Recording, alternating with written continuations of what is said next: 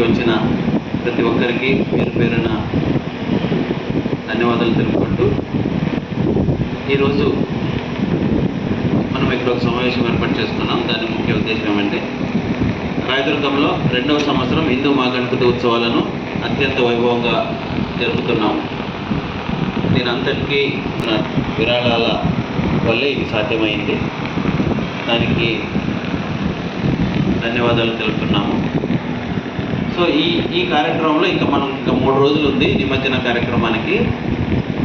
నిమజ్జన కార్యక్రమం పైన మీ సలహాలు సూచనలు తీసుకొద్దామనే ఉద్దేశంతో ఈ సమావేశం ఏర్పాటు చేయడమైనది. పోయినసారి మనం డప్పులు 2 రకాల డప్పులు ఏర్పాటు చేసాం.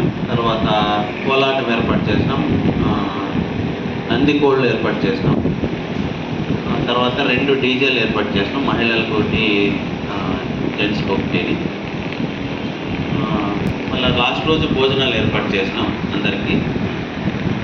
సో దీంట్లో ఏవైనా మీ సలహాలు సూచనలు అంటే చెప్పగలరు.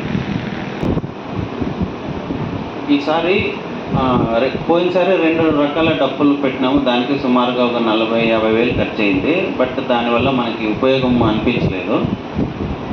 అలా డప్పుల దగ్గర ఎవరు లేరు, వాళ్ళు కూడా ఎవరి కోసం కొట్టాలన్నా ఊరికి ఎవరు జనం లేరు, ఏం లేరు, మేము వెళ్ళిపోతామని అన్నారు. తర్వాత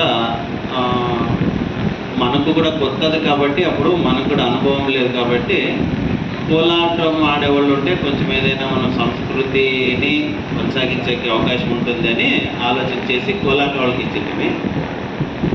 వాళ్ళు ఇక్కడ గ్రౌండ్లో స్టార్ట్ చేసింది మాత్రం చూసినాను. తర్వాత ఎక్కడ ఉన్నారో నాకు అస్సలు తెలియదు. 90% డీజే ఉంటే ఇవన్నీ ఏది ఉండదు. ఈ డప్పల గిప్పల దగ్గర ఎవరు ఉండరు. ఏది వేస్తే డీజే. తర్వాత కూడ్లికి నుంచి నందికోళ్ళు తెప్పించింది.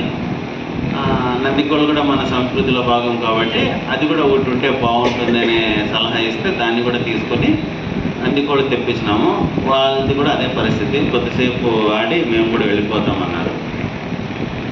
మనకి పూర్తిగా ఉపయోగపడింది అంటే ఒక డీజే, జనాలు ఎక్కువ ఎంజాయ్ చేసిండేది కూడా. ఇప్పుడు డీజే ఒకటి చెప్పేస్తే సరిపోతుంది. ఇది ఇంకోటి కోలాటం దగ్గర కూడా ఎవరు ఉండరు.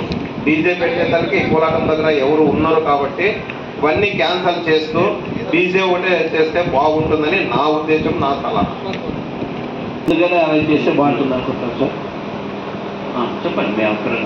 ఎందుకంటే ఆ రోజు బిజీ ఉంటారు కాబట్టి మీరు నైట్ వంట చేసే దగ్గర మెలుపుకోవాలా, మళ్ళీ నెక్స్ట్ రోజు వదిలేటప్పుడు మెలుపుకోవాలా. అంటే భోజనాలు లాస్ట్ రోజు ఏర్పాటు చేసేకి అంటే ఓన్లీ మనం ఒకరోజు అన్నదానం పెట్టాలని ఒకటే కాకుండా మిగతా అంశాలు కూడా మనకి తెలిసి రావాలనే ఉద్దేశంతో లాస్ట్ రోజు పెట్టుకుంటున్నాం. ఫస్ట్ ఈసారి త్వరగా చేసుకోవాలని అనుకుని 16వ తేదీనే అన్నదానం చేద్దాం అనుకుంటున్నాం. కాకపోతే లాస్ట్ రోజు కూడా మనకి ఇక్కడ టికెట్ తీసేది ఉంది. తర్వాత కొంతమంది వాలంటీర్స్ వస్తారు.